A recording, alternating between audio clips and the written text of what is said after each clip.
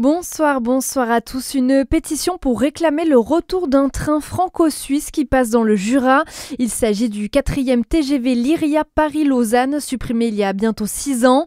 Il s'agit d'un minimum pour garantir une desserte fiable, régulière et adaptée aux besoins des voyageurs, motivent les deux créateurs de la pétition. Cette ligne entre Paris et la capitale vaudoise via Dijon, Dole, Mouchard et Frasnes est considérée comme structurant et indispensable par ses usagers. Faire entendre les préoccupations des communes de la Côte d'Or, c'est l'objectif des élus du département qui se rendent à Paris aujourd'hui à l'occasion du Congrès des maires de France. La délégation composée d'une centaine de maires et présidents d'intercommunalités est conduite par Ludovic Rochette, président de la MF21. Le thème cette année pour les communes, liberté. Il s'agit de défendre la capacité des communes à agir concrètement au service de leurs habitants. Il fait valoir son droit au silence. L'anesthésiste Frédéric Péchier, jugé depuis plus de 2 mois pour une trentaine d'empoisonnements dont 12 mortels, a décidé de garder le silence aujourd'hui et de ne plus répondre aux questions de la cour d'assises du Doubs.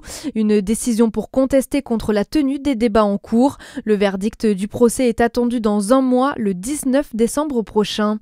Dans le reste de l'actualité, une semaine après sa libération, Boualem Sansal est rentré en France. Annonce cet après-midi son comité de soutien est confirmé par l'Élysée. L'écrivain de 80 ans a été reçu par Emmanuel Macron après avoir passé près d'1 an en prison en Algérie avant d'être gracié. Boualem Sansal était ensuite passé par l'Allemagne où il avait été hospitalisé. La campagne des Restos du Cœur entame cette année sa 41e édition. Prévue à l'origine pour ne pas durer, l'association reste aujourd'hui indispensable.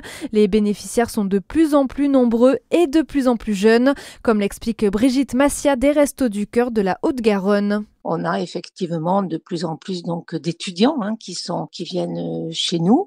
Une personne sur 2 a moins de 25 ans. Il y a aussi de plus en plus de familles monoparentales et de personnes qui travaillent mais qui ne s'en sortent pas. Il faut quand même savoir que la grande majorité des accueillis au resto sont des personnes qui sont en dessous du seuil de pauvreté. Et ce qu'on essaye de faire aussi pour essayer de leur apporter le maximum d'aide, c'est bien sûr l'aide alimentaire, mais c'est aussi développer un certain nombre de services pour reprendre un peu pied aussi dans une vie un peu plus facile. L'année dernière, les Restos du Cœur ont accueilli 1,3 million de personnes et distribué gratuitement 161 millions de repas. Et puis 2 superstars de la chanson en concert près de Dole en 2026. Le français Gims et l'anglais Sting se produiront en juillet prochain à la Saline Royale d'Arc-et-Senans, un lieu classé au patrimoine mondial de l'UNESCO. Voilà pour l'actualité. À suivre votre météo sur Fréquence Plus.